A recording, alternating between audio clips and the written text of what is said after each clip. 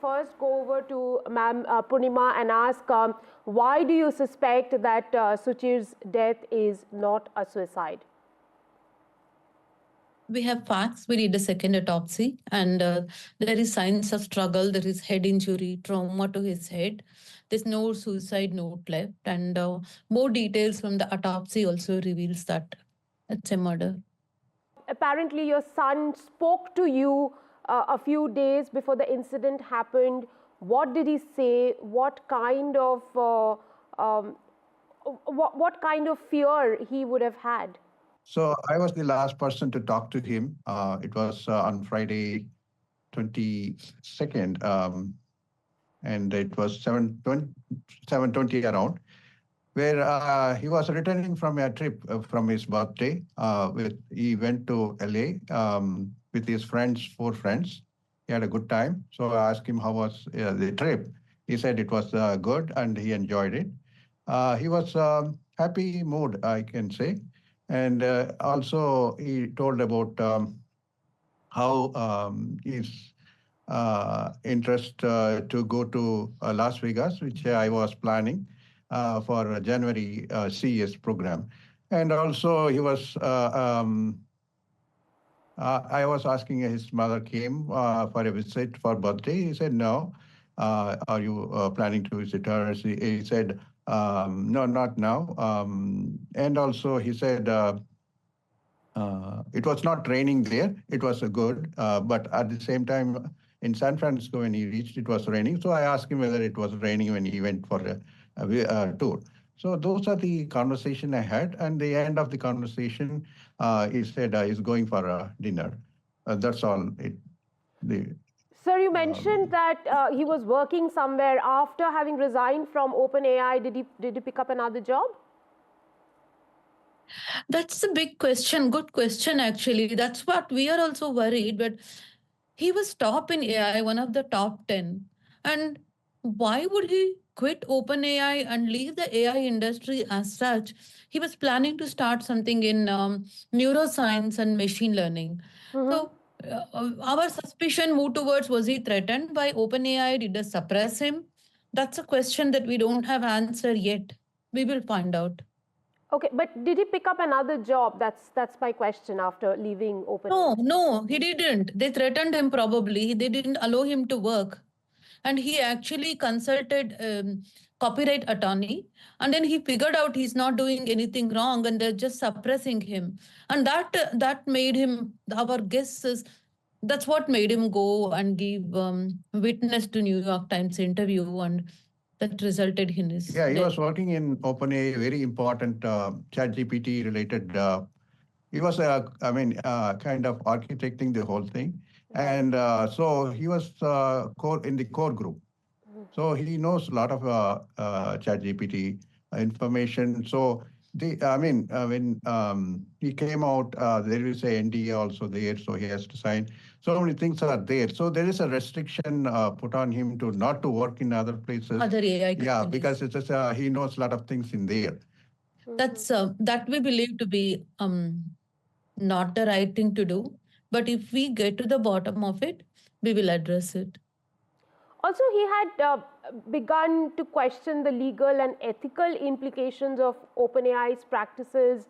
Tell us a little bit about, what his concerns were. He's explained it very well. Like, I think early October or late September, he told me he's writing he's doing his own personal research. And when it's ready, he'll publish it. Let's see what happens. That's what he said. And in this publication, he explains with mathematics basis that the modulated answer is not exactly as the information fed to ChatGPT. That's what he says, or that's my understanding. He gives an example of a black and white cat coming out as a color cat.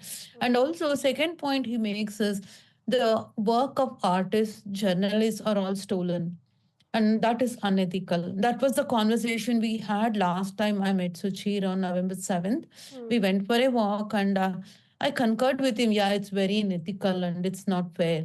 And I stood by him. And like the thing is, he was not fighting against OpenAI. He was actually standing for humanity. And he says in his article, he thought AI would be good for humanity, but he's thinking it's more of a harm. It's like so my point to that was you need to take the route where you put some kind of regulations. You need to join the group of people, build up community support. And he said, "Yes, mom, I'm doing it." And he tweeted in October, like, anyone who's like-minded, come write to me, come and join me. Purnima ma'am, was at that time, when he was talking about OpenAI, were there people apprehensive about what he was bringing to the table?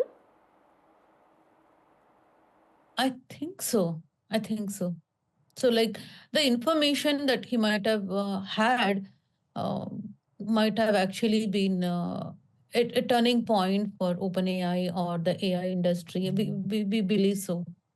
But we need to get to we need to get to the metadata or the data points. All we know now is it's a foul play. All we know that there is a struggle and we have the autopsy report and he didn't take his life. Who and why is something that we need to explore. Now, Elon Musk responded to your statement when you tweeted. Have you had any direct communication with him? And what kind of help are you expecting from them, from particularly the US government? It was a great support for us that Elon Musk tweeted. It was a good moral support, but we haven't reached out to him.